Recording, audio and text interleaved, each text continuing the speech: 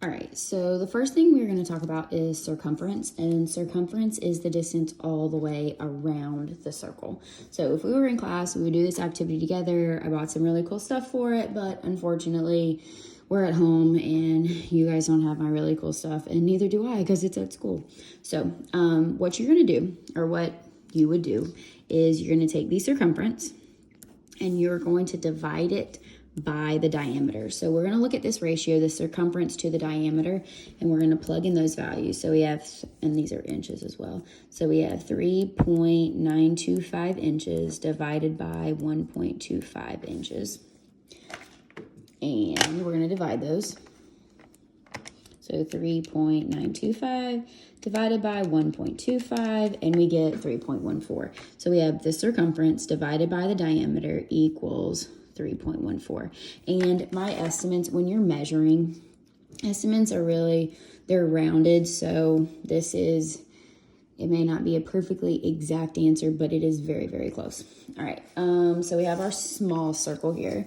Now I made a larger circle, and we're gonna do the exact same thing. So obviously this, because I measured in inches both times, so this circumference is much larger, it's a much bigger circle. So let's look at this one. So we have the diameter is 3.3 inches, and we have the circumference is 10.362 inches. So we're gonna find the ratio, the circumference divided by the diameter.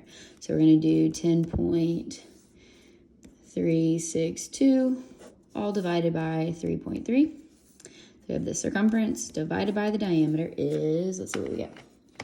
So 10.362 divided by 3.3. And what do you know? Once again, we get 3.14. So if you have noticed, let's see if I can get it all in the picture.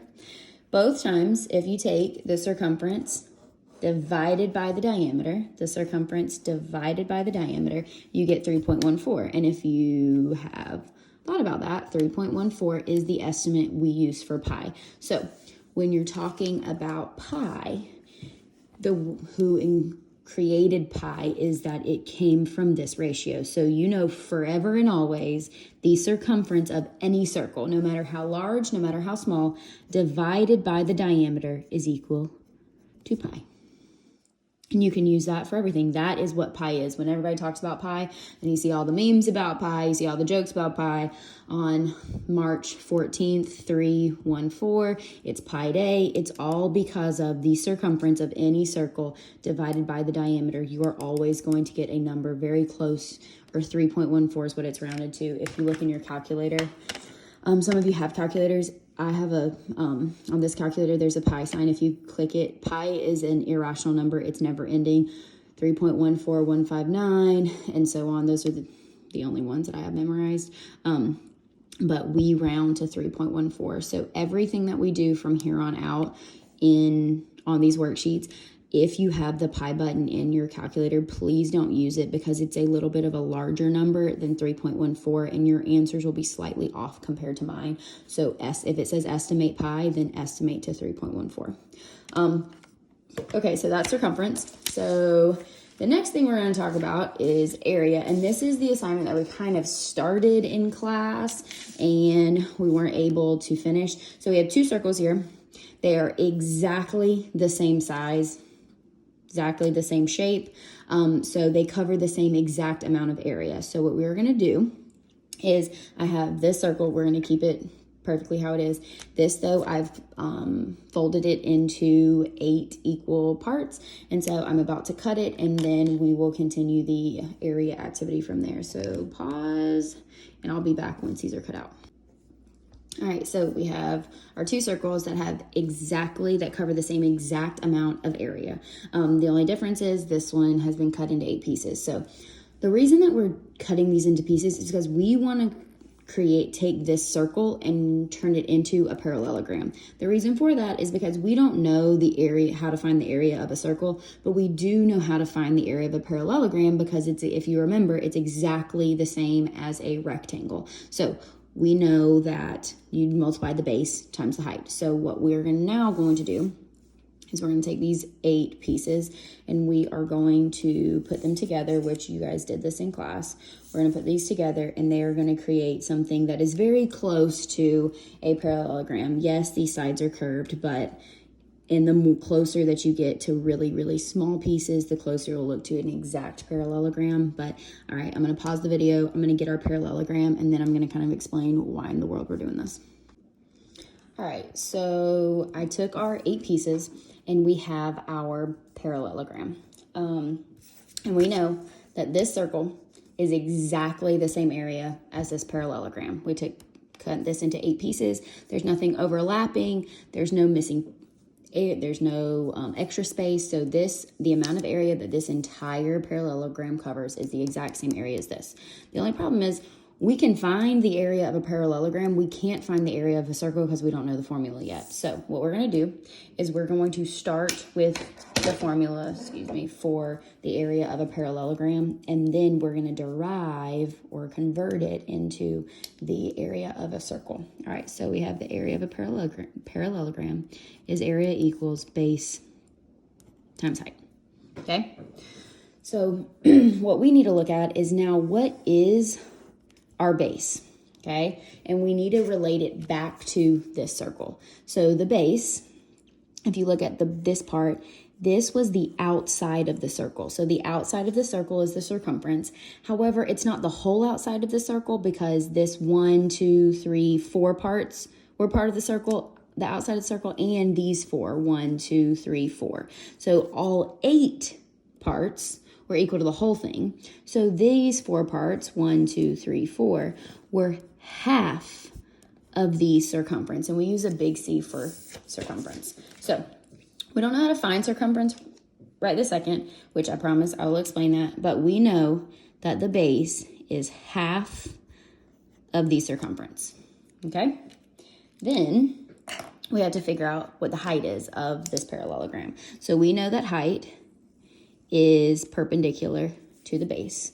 So our height of our parallelogram, let's relate that to the circle. So we know that these pieces came from the circle. So if we start from this piece and go all the way out to the edge, that means we went from the center all the way out to the edge. And we don't call that the height, and that is the radius. So it's actually the height is the same thing as, the radius of the circle. So we're going to replace H with R.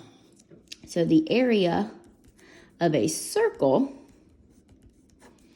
is half of the circumference times the radius.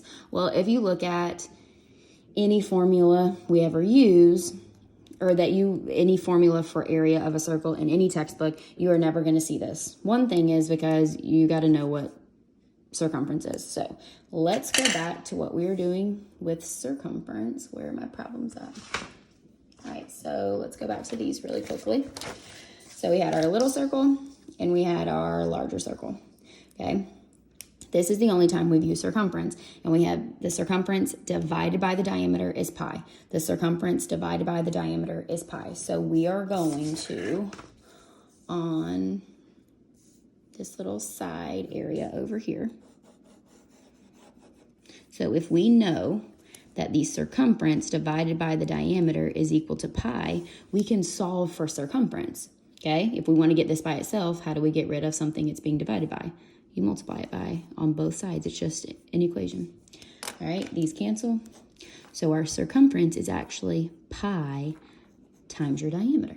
And and that is the equation for circumference. It comes from what pi is.